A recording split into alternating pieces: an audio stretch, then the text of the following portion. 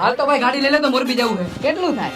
60 kilometre. ત્યાં સુધી ગાડી નહીં હાલે, બ્રેક ઓછી છે, ટાયરમાં હવા ઓછી છે, ટ્યુબ ટાયર નબળા છે અને પંખામાં ગોબો પડી ગયો. તો ભાઈ પેટ્રોલનો કાંટો બંધ છે, ક્યાં પૂરું થઈ જાય એ ખબર નહીં પડે અને આપણે હિસાબમાં લોચાઈ થાય અને આ વોરનય બંધ છે. હો તો ભાઈ ગાડી બગડેલી છે, ગારો ગારો છે, સીટ ફાટલી છે, સર્વિસમાં દેવાની બાકી છે અને પાછી કોકે ચીકમ ચોટાઈ.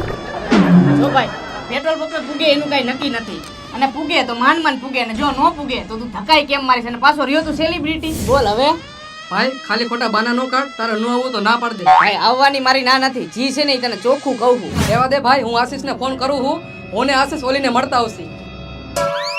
હા ભાઈ હવે શું થયું? અરે બેહી જા હાલ હાલ. હમણાં તો એમ કહેતો હતો હવા ઓછી છે, પેટ્રોલ નથી, હોર્ન નથી વાગતું, લીવર નથી લાગતું, સીટ ફાટેલી છે, ચીકમ ચોટેલી છે, મીટર બંધ છે, ગાડીમાં આટલા બધા વાંધા છે તો કેમાં જઈશું આપણે હવે? અરે હાલ તને હું મારા ખોરામાં બેહાર વાલ. રહેવા દે ભાઈ, આશીષ આવી ગયો, અમે જઈએ મળવા. આ ઉભો રહે તો મારું